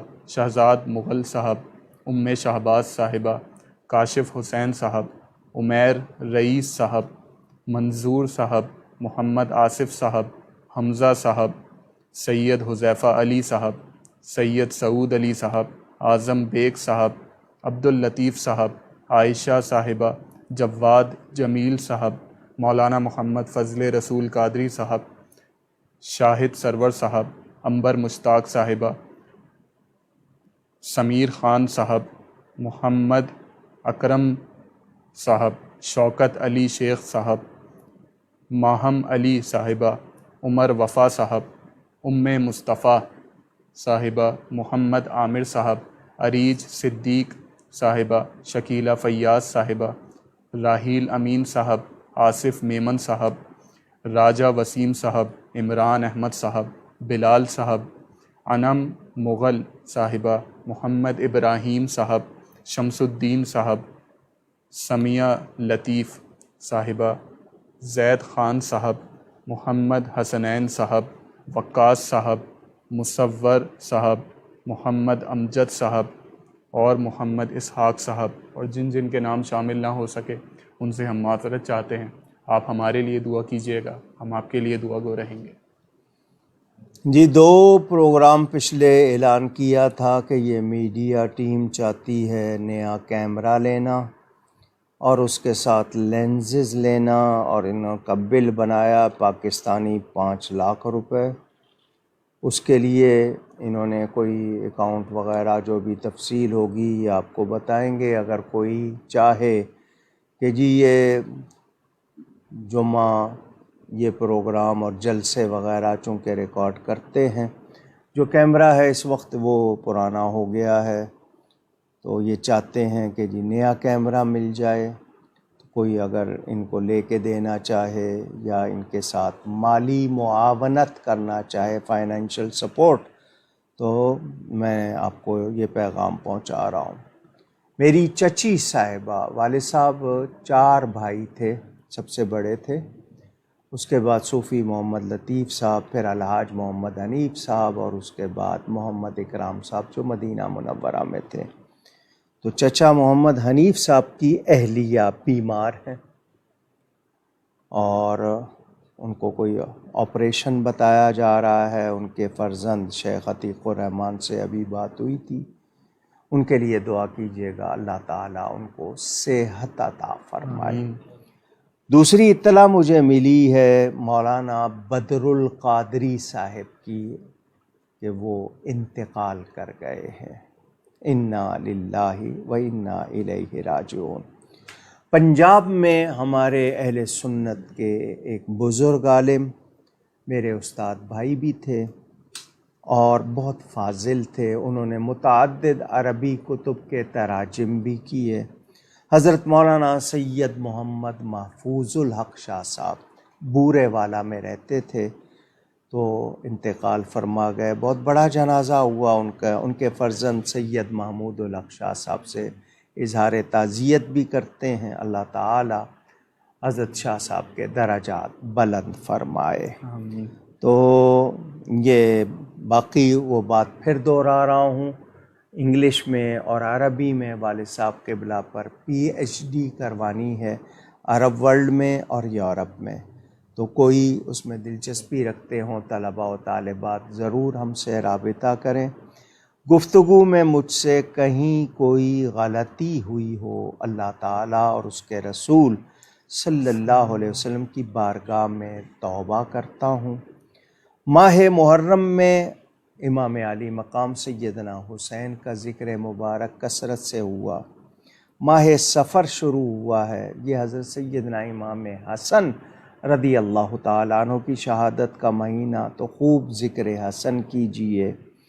اور یہ توہمات میں ماہ سفر کے حوالے سے جو لوگ کہ جی یہ منحوس مہینہ ہے یا تیرہ تیزی، ایسی کوئی باتیں نہیں ہیں.